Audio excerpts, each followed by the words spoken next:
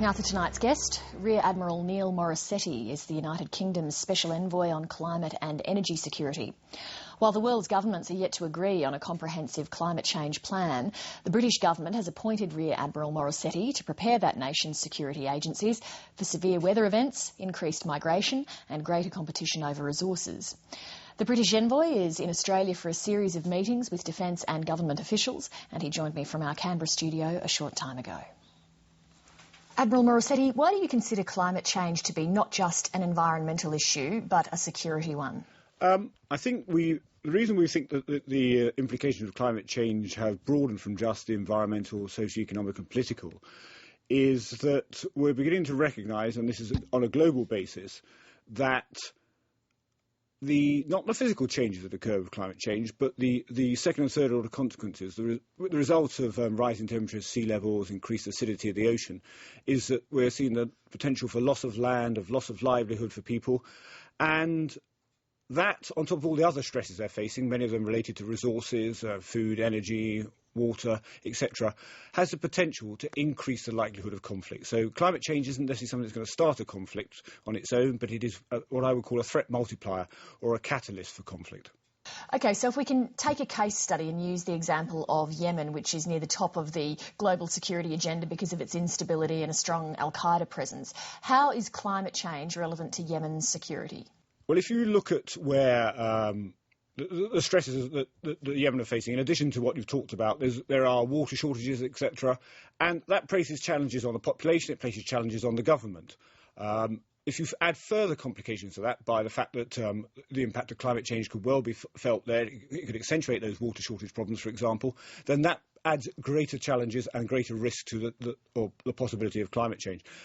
And clearly instability in the Yemen, it has the potential to have instability in a region that produces a lot of energy, which certainly we in the UK are dependent upon, other nations, the United States and Europe. And it's also at a point where the world's trade routes run through the Straits of Bab el-Mandeb at the bottom of the Red Sea by Yemen. And clearly global trade is important to all our countries. To a greater or lesser extent we import, and therefore the risks come as loss of land, loss of livelihood, people looking to alternatives, but also from that loss of land a potential risk of or the possibility of migration, both within countries and between countries, and the pressures that might add. If you look at the recent national security strategies of major military powers, including the United States, do you see this thinking about climate change as a security threat reflected? Yeah, and in our national security strategy, which was published in October, just that, we see climate change as a threat multiplier and increasing the risk of instability around the world. So what are you suggesting militaries need to do?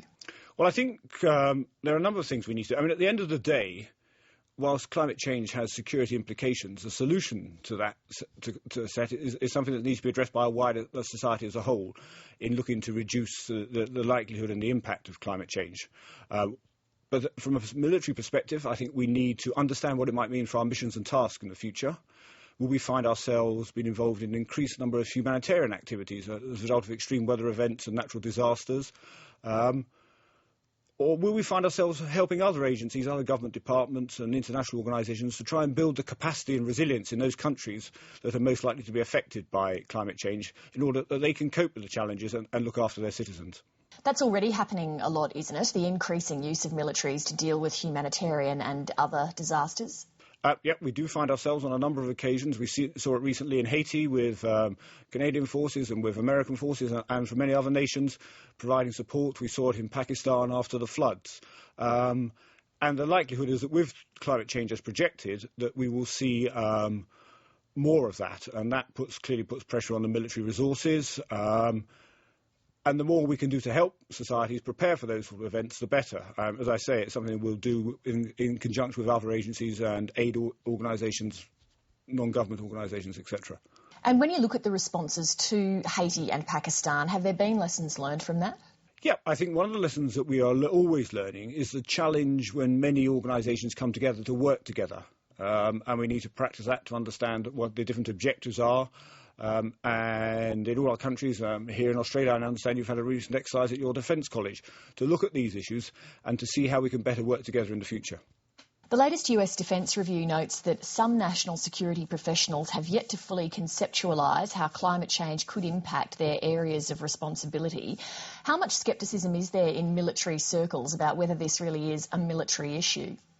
I think there's a growing understanding in military circles that this is an issue that we need to be engaged in, because at the end of the day our responsibilities are to look at the challenges we face today and address those, but also be prepared for future challenges, of which climate change is one of a number. It's difficult when the military and we're engaged on current operations, and that must be our focus and our priority. But at the same time, I think the expression is, I think we need to put our headlights on full beam and look ahead and see what else is there and prepare for that. But there must be some people who say, well, we're meant to fight wars, not be worried about all these other things. I think we've also got to work to try and prevent wars, and helping to build a capacity and resilience in countries is part of that process.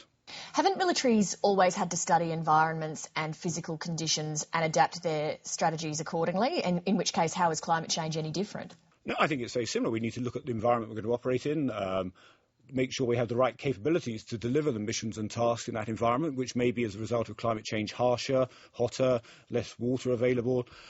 We also have to factor in that the availability of energy will change. Fossil fuels, we are very heavily dependent on fossil fuels in the military, and we need to be more energy efficient, as does the wider society, and to reduce our dependency on that. And therefore we are working with other organisations to look at alternative fuels, whether it be biofuels or using renewable power in some parts of the world.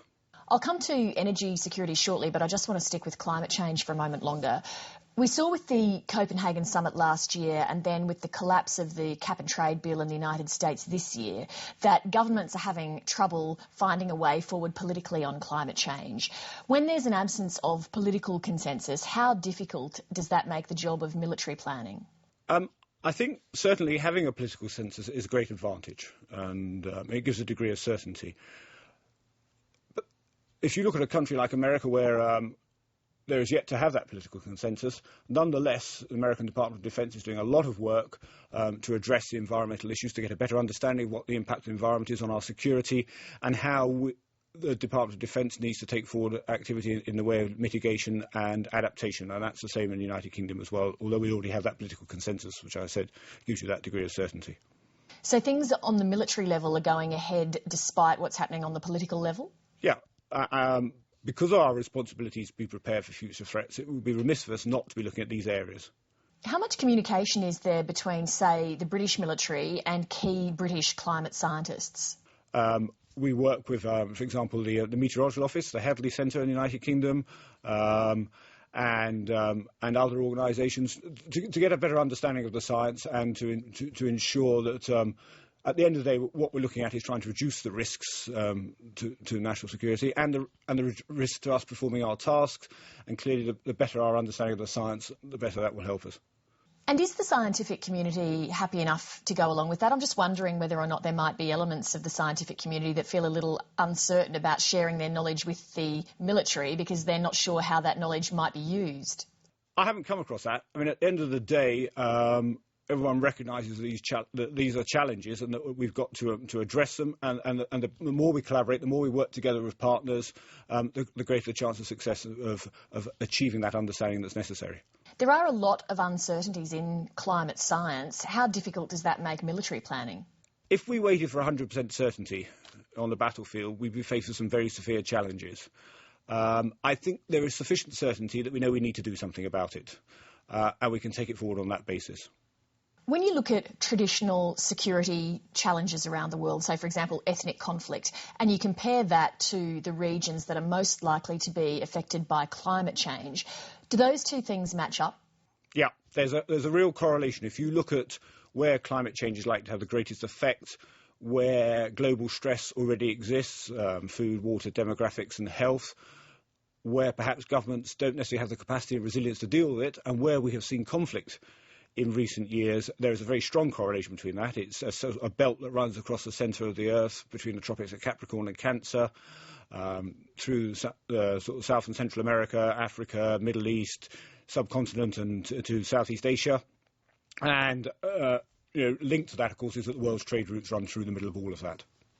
You mentioned energy security earlier. How significant is the risk of war in the future over competition for energy resources?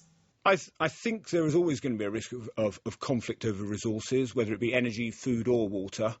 It may be that water is perhaps more likely in the present circumstances than energy, but it can't be ruled out.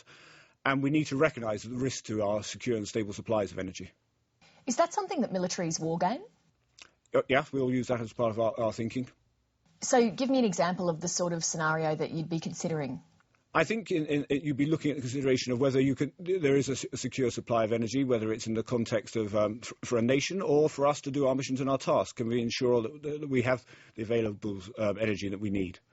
But give me a practical example of a type of war game that's gone on around that. Rather than use the term war game, I mean, one of the challenges we have to look at, for example, is operating in Afghanistan, where we are dependent on convoys to bring our fuel in from Karachi through to our operating bases. And a lot of that convoy is taken up with carrying the fuel. So we've been looking at ways in which we can reduce our dependency on fuel by being more energy efficient, optimising the way we operate our equipment, perhaps changing our behaviour in circumstances, while still being able to deliver the operational capabilities that we need. We've been talking a lot about the changing roles of militaries. Is it possible that in the future the chief role of the United States military will be to safeguard existing overseas supplies of US oil and natural gas and to secure new ones? I can see a role, and we already see it in the sense in the military is part of our tasking is to protect the security of global trade, of which energy is one of the commodities that is being traded, and we do it through presence, through our activities, and as in the Horn of Africa where we've got military vessels doing anti-piracy operations. It's all about security of global trade. And there are other parts of the world where this is happening as well. And given that resources are finite, isn't that type of work for the military only going to increase?